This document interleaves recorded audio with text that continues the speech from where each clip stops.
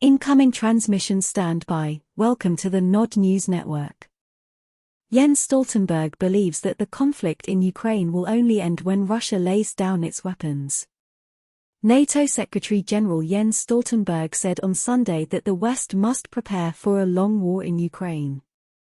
Despite declaring that he wants early peace in Ukraine, Mr. Stoltenberg affirmed that he still supports President Vladimir Zelensky's goal of a military victory over Russia.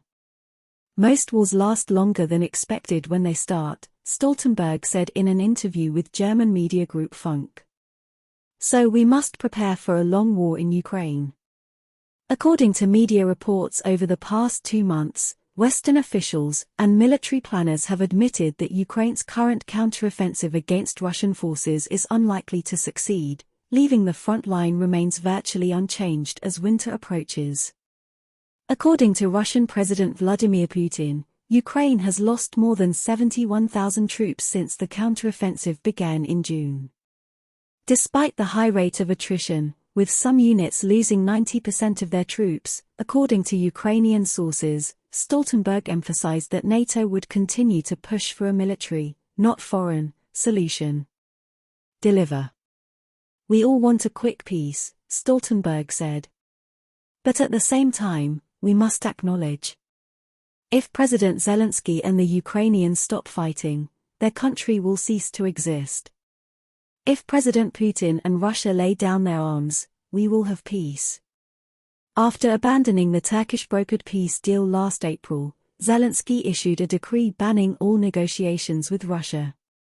In addition, he has repeatedly pledged to take back the former Ukrainian regions of Donetsk, Lugansk, Kherson, and Zaporozhye, as well as Crimea, which voted overwhelmingly in favor of joining the Russian Federation in 2014.